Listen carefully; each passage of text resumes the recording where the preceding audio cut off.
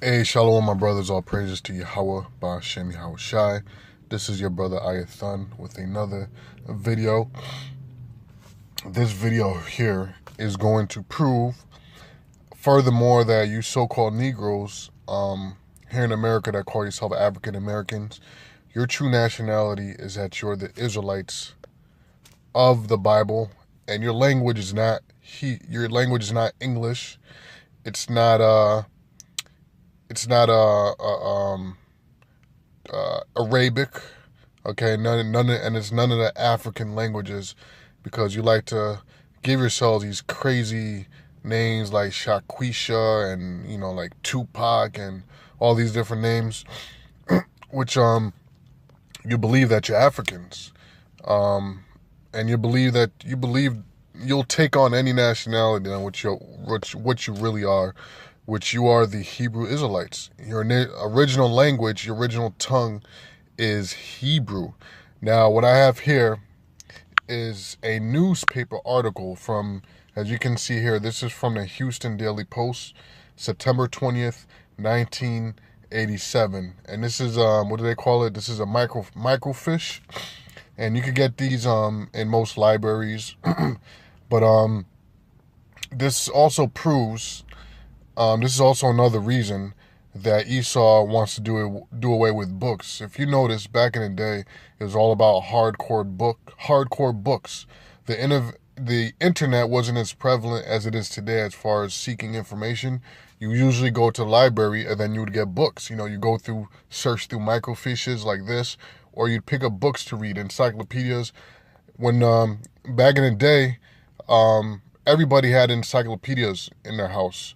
Everybody had encyclopedias in their crib, and you would refer to these encyclopedias and to these dictionaries for information. But now what Esau is doing, and this is systematic, Esau is transferring everything from hardcover to the internet. And I'll tell you why. The reason why is because through the internet you can change history. A hardcover book, you cannot change the history. That's why the scriptures say, blessed is he that readeth, in Revelation 1 and 3, okay? And then, was it Job 8 and 8? I believe it says where to prepare the search of their fathers. So these hardcore books, once a book is written, it's written. That's why the scriptures say, as it is written. Once something is written, it cannot be changed. Now with digital media, you can edit, you can change history in a couple minutes. You can go in there and change history. So when somebody Googles something, it's whatever. Go to Wikipedia, for example. Wikipedia is open source, open information. Anybody could go on Wikipedia and edit the information. You don't know where the information comes from. So the internet, anybody could change. Esau could change whatever they want. Okay. Now there's certain things on the internet like this right here, what we're looking at, which are copies of actual written material that existed in ancient days, that have solid information, that if you really want to find the truth about something, you can search these things out. So this is when they're going to pass the net neutrality ban, to where all this stuff is cut off, period. And I'm going to show you why. Now, as I said, this is a Houston Daily. This is an actual newspaper. This is a scan of it. And I'm going to scroll here. Now, if you can, I'm sure you brothers can read this.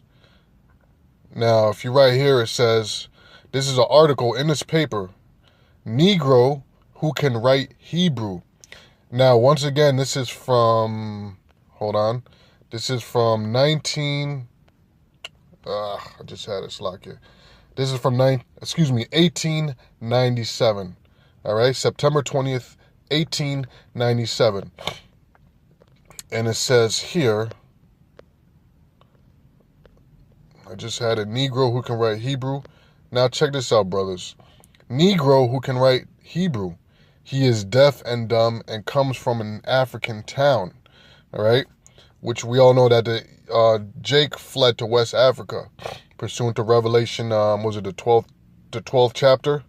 And then, certain history books you read, we always bring out from Babylon and Timbuktu, where explicitly states that the Hebrews, the Negroes, during the Roman persecution, they fled from 70 AD. They fled from Jerusalem, and from Roman rule, and they fled into West Africa.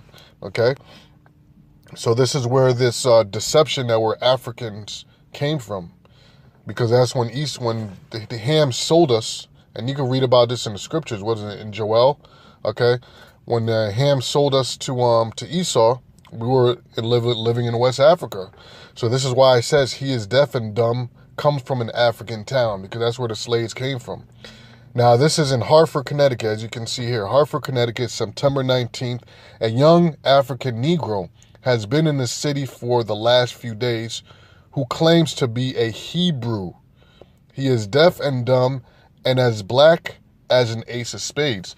Now, when you read that, I know immediately a scripture comes to mind. And I want to know if any of you brothers, a scripture sparked in your mind, but this is Lamentations. Lamentations 4:7, referring to our own people, to Jake. Her Nazarites were purer than snow. They were whiter than milk.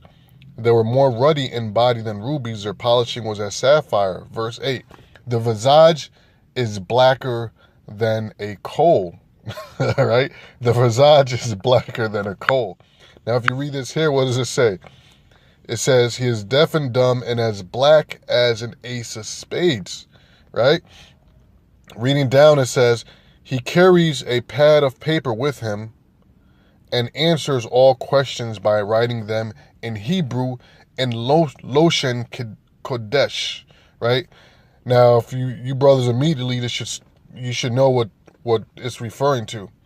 Now, this is written in, I guess you can call this some Old English, but this is Lashon Kodash, which we always teach you brothers. Lashon Kodash, which means what? The pure tongue, or you can say the holy tongue, or you can also say pure or holy language, okay? But it literally means the holy tongue, Lashon Kodash, okay? So in the Hebrew and Lashon Kodash, which is the ancient, what we call Paleo-Hebrew, it says, what excites the most wonder is that he writes Lashon Kodash very rapidly. Why? Because he's an Israelite. Okay, from West Africa, and Israelite, probably from Fort Judah. Now, you brothers know, you can go, this is very well-known history. Let me go here. In West Africa, right here, you had different forts. Now, this is the kingdom of Judah, which really stands for Judah, or Yahawada. Right, the kingdom of Yahawada was a kingdom on the coast of West Africa, in the boundaries of the modern nation of Benin. So these people from Benin and from this area of West Africa, they're from what? The kingdom of Judah, okay? So this is most likely where this guy came from, but this is just further proof. You just got to put the pieces together, man, okay? That we are the Israelites. Now, going back to the article, let's read further. Okay. It says, he writes very rapidly. It is a language of the books of Moses and is made a special study of, spoken and written with the ease only by rabbis and highly educated Hebrew. So in other words, the way this Jake was writing a Hebrew was like he's known it all his life. And they're saying only highly educated Hebrews and highly educated rabbis could write in a manner that this guy was writing this Hebrew with ease, okay? It says, the Negro was sent to one of the rabbis of Hartford, who is perfectly satisfied that he is a Hebrew. Yeah, because this guy probably knows that he's an actual Israelite, and he couldn't help but be astonished at the way this guy was writing. And they probably use this guy. You know, they use him for some information gathering, to help them write some stuff, or to help them correct whatever they was working on, right? It says, a Negro was sent to one of the rabbis of Hartford who is perfectly satisfied that he is a Hebrew. He says that he came from a large town in Africa. We just showed you the kingdom of Yahawada. A large town in Africa where there is a tribe of about 20,000 black Hebrews who speak Lashon Kodash and are quite prosperous. In other words, we was doing our thing over there in West Africa. You know, Jake was doing a thing over there. They had a thriving community. You know, they was practicing. Well, they were practicing the customs 100%, but at least they knew who they were and they had the language. Okay. But as the scriptures say, man, in the curses in Deuteronomy the 28th chapter, the Lord said that He was going to send ships from America to West Africa, and to send us over here to an enemy with a stuttering tongue and a language that we would not understand, which are these crackers, right? And from then on, the curses heavily fell upon us, and we totally, going back to Jeremiah, was it 17:4? We totally fell off from our heritage. To where today you tell a Negro he's a Hebrew and that his original tongue is Hebrew, and he's gonna look at you like you got 10 heads, you know. But the Most High is gonna return all this back to us, you know. Let's go to Zephaniah. I believe it was 3 and 9. Okay, I haven't brought this down in a while. Zephaniah 3:9. For then I will turn to the people a pure language, that they may call upon the name of the Lord to serve Him with one consent. And that pure language is what? Is that Lashon Kodash. Okay, the Lashon Kodash, which this man was writing in. You see? So it says, and the Negro was sent to one of the rabbis, okay, of Hartford, who is perfectly satisfied that he is a Hebrew. He says that he came from a large town in Africa where there is a tribe of about 20,000 black Hebrews who speak the Lashon Kodash, Hebrew, and are quite prosperous. He also says that his father is a rabbi in that town, and that is why his father took the trouble to teach him to write these languages, which needed an extra amount of labor on the account of him being deaf and dumb. Okay, deaf and dumb meaning he couldn't hear and he couldn't speak, but he can write. He says his people not only write Lashon Kodash, but it is their speaking language as well. Did you hear that?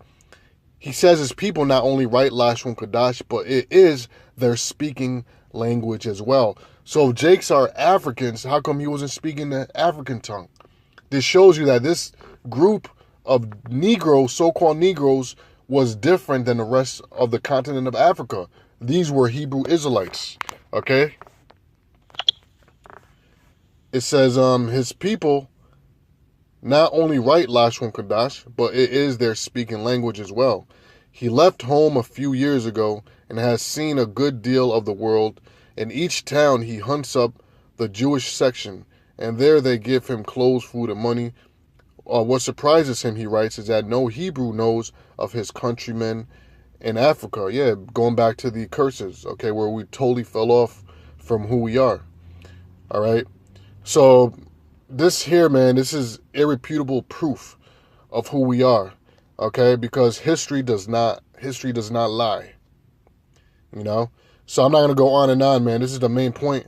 I'm gonna put the link to this in the in the description, and I would like you brothers to re-upload this video as much as possible, because this cannot be denied, man. This cannot be denied. This is an actual newspaper, okay?